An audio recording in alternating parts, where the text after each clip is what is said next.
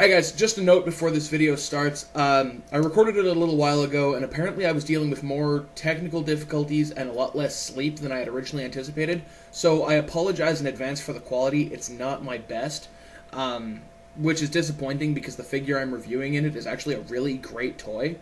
But anyway, so just bear that in mind as you watch the video, and also there's a bit at the end where I say you might not hear from me for a while because I'm packing up to move.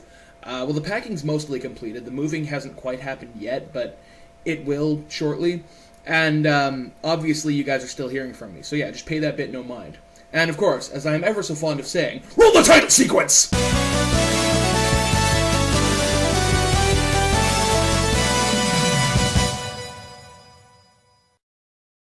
Hello everybody, welcome back. It's the new Sam coming at you with another SH Figuarts video review. And this time we're going to be looking at the last of the 4 that I got. I may eventually get more, but I'm broke right now, so we'll see how that goes. Anyway, SH Figuarts Kamen Rider Shin Ichigo. Now the first thing you'll notice right off the bat is that the packaging is considerably different from the standard, as we'll show RX here for comparison.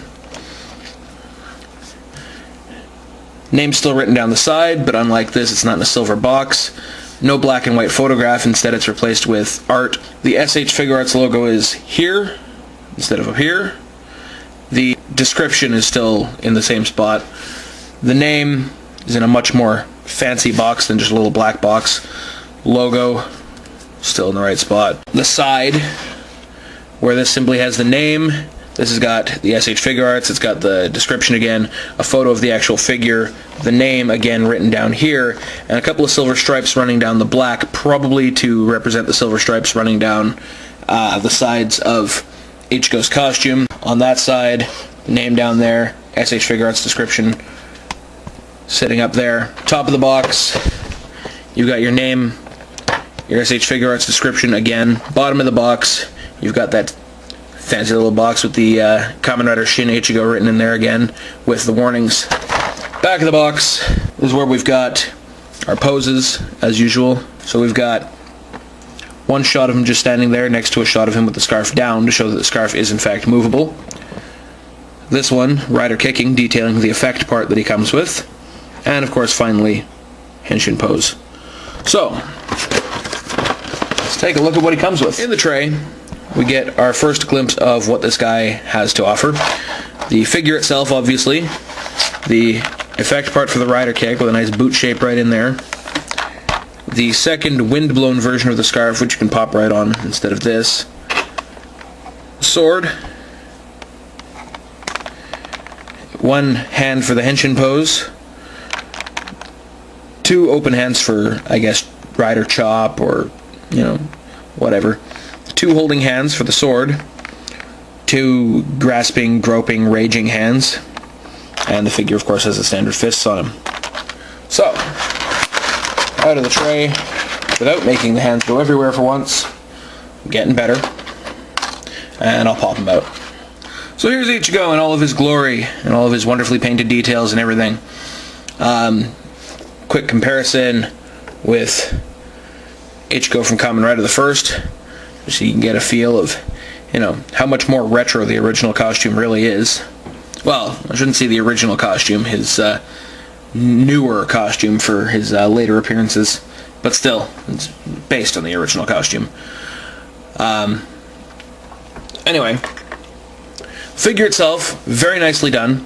First thing I noticed pulling him out, however, is his feet are, instead of having, you know, mass amounts of swivels like the other SH Figuarts I've looked at, his are actually just on a ball joint. So to a certain degree they can mimic the same thing that all those swivels did. Toes do still point, however. But the feet are also not made of die cast. I don't think there's a single bit of die cast on this figure. A nice flat color for the suit. Very nice. You got your silver stripes running down the sides. The belt, nice, very nice red color for this belt. Paint apps on it are really nicely done. I like the silver color. And of course, over the wheel in his belt, you can see it's got a clear plastic bit there. Belt buckle on the back, where it's even folded over a bit, just to look like he just threw it on. The green strips on the back, nice flat green, same with the chest armor. The scarf, as mentioned, this bit's movable.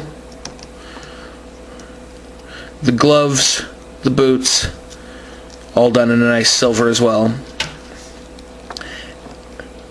The compound eyes, very nicely done. They look a lot better than they did on some of the earlier figures where the clear plastic was too far off of the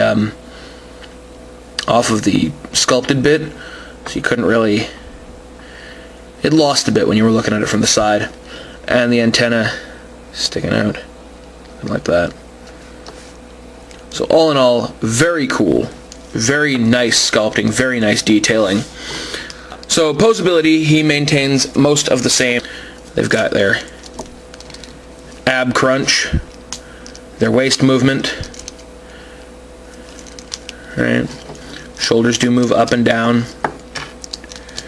Legs pop down for extended range of kicking forward.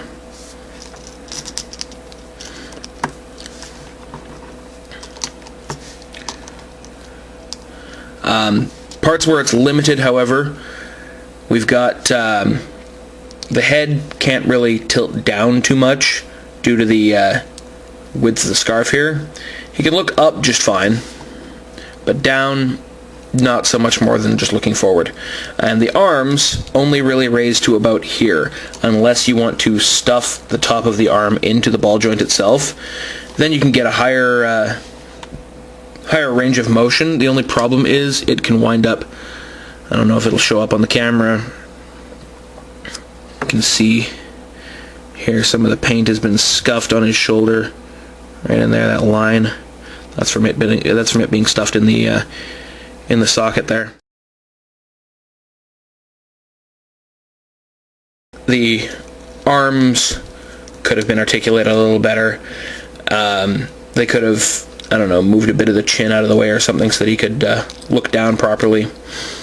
And the feet could have been made of die cast, but I understand why they didn't. He kind of needs it to be able to fit this rider kick effect part on without breaking it. If his feet were made of metal, they would probably just stress the plastic too much. So, just going to take a quick look at some of the accessories that he comes with. We've already shown you the rider kick effect part. However, it's not truly complete unless I pop the other wind-blown version of the scarf on, like so.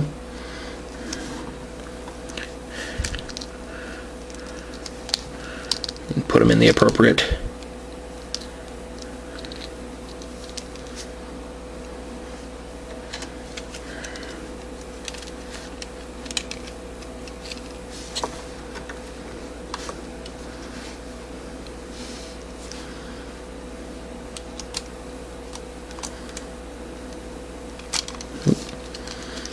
Sometimes getting that thing to stay on is a bit difficult.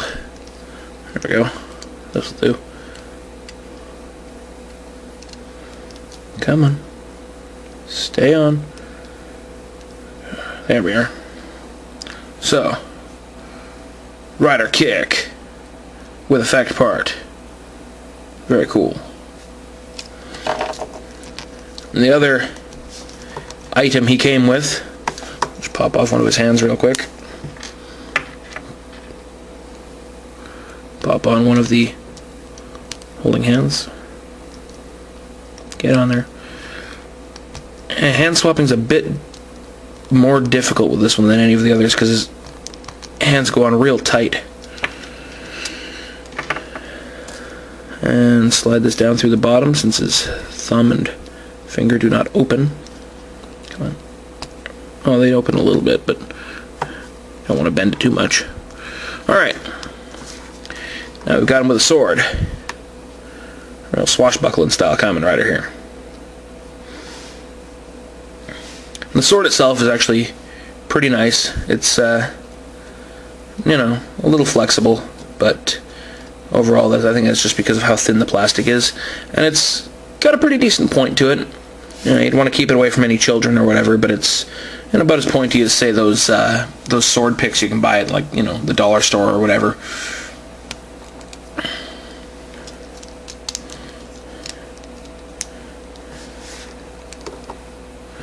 Alright, let's throw on some hands and pose them around a bit, and then I'll get my final impressions.